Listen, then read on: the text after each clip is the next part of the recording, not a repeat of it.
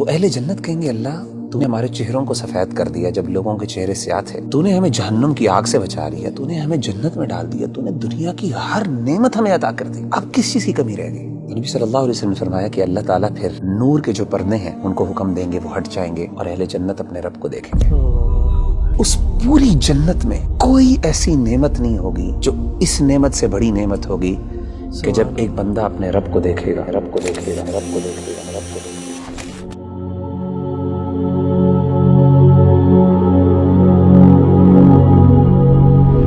آج کے جو ماڈرن ایشوز ہیں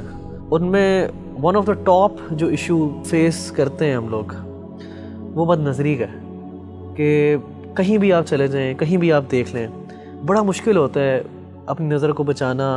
اور اس چیز سے اپنے آپ کو بچا لینا جو اللہ سبحانہ و تعالیٰ نے منع کی ہے۔ تو کیسے آج کل کا نوجوان اور کیسے ہم لوگ جو ہیں بچ سکتے ہیں کہ ہماری نظریں بد نہ ہو اور ہم لوگ ایسی چیز میں نہ پڑ جائیں جو اللہ سبحانہ و تعالیٰ سے حرام ہے؟ دیکھیں ربی بھائی،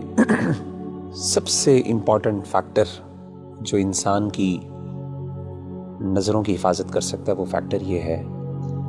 کہ انسان کو اس بات کا شعور ہونا چاہیے کہ میری نظر کی قیمت کیا ہے۔ دیکھیں ہماری جو نظر ہے نا، ہم سمجھتے ہیں اس کی کوئی قیمت نہیں ہے، جس مرضی پر ڈال لیں، لیکن آپ کو یہ پتا ہونا چاہیے اور ہم میں سے ہر بندے کو یہ پتا ہونا چاہیے کہ اس نظر کی اتنی بڑی قیمت ہے۔ کیوں؟ کیونکہ اس نظر نے اللہ رب العزت کو دیکھنا ہے جنت۔ قیامت کے دن نبی صلی اللہ علیہ وآلہ وسلم نے فرمایا جب اہل جنت کو اللہ جنت میں بھیج دیں گے نا تو اللہ جنتیوں سے سوال کریں گے، سوال کریں گے کہ اے میرے بندو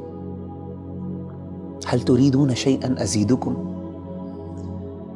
کیا تمہیں کوئی چیز اور بھی چاہیے تاکہ میں تمہیں دوں؟ تو اہل جنت کہیں گے اللہ کون سی ایسی نعمت ہے، تو نے ہمارے چہروں کو سفید کر دیا جب لوگوں کے چہرے سیاہ تھے، تو نے ہمیں جہنم کی آگ سے بچا لیا، تو نے ہمیں جنت میں ڈال دیا، تو نے دنیا کی ہر نعمت ہمیں عطا کر دی، اب کس چیز کی کمی رہ گئی؟ نبی صلی اللہ علیہ وسلم نے فرمایا کہ اللہ تعالیٰ پھر نور کے جو پردے ہیں ان کو حکم دیں گے، وہ ہٹ جائیں گے اور اہل جنت اپنے رب کو دیکھیں گے۔ نبی صلی اللہ علیہ وسلم نے فرمایا کہ فما اعطوا شيئا احب الیہم من النظر الى ربهم او كما قال علیہ الصلاۃ والسلام، کہ اس پوری جنت میں کوئی ایسی نعمت نہیں ہوگی جو اس نعمت سے بڑی نعمت ہوگی کہ جب ایک بندہ اپنے رب کو دیکھے گا۔ اور صحابہ نے بڑے حیران ہو کے پوچھا، انہوں نے کہا کہ اللہ کے رسول هل نرى ربنا، ہم اپنے رب کو دیکھیں گے؟ کیسے دیکھیں گے؟ مطلب they were like imagining the situation۔ صحیح مسلم کی حدیث ہے، آپ صلی اللہ علیہ وسلم نے فرمایا هل تضارون في رؤية القمر ليلة البدر، کیا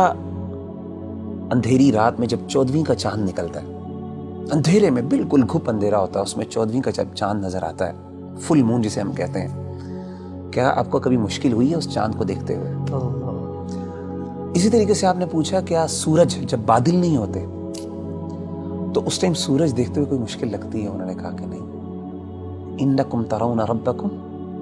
کذالک، اسی طریقے سے تم اپنے رب کو دیکھو گے۔ سبحان اللہ۔ تو میں سمجھتا ہوں کہ جب انسان کو یہ شعور ہو جائے نا اور اس کو یہ پتہ چل جائے کہ ان نظروں نے اللہ رب العزت کو دیکھنا ہے قیامت کے دن، اور ان کا شرف اور ان کا سٹیٹس اور مقام یہ ہے،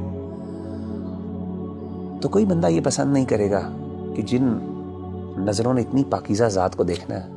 وہ کوئی اللہ معاف کرے گندی چیزوں کو اور گندی فلموں کو اور اللہ کی حرام کردہ چیزوں پہ نظر ڈالے۔ میں سمجھتا ہوں یہ شعور سب سے زیادہ اہم ہے اور یہ ہمیں اپنے ہمیشہ ذہن میں رکھنا چاہیے۔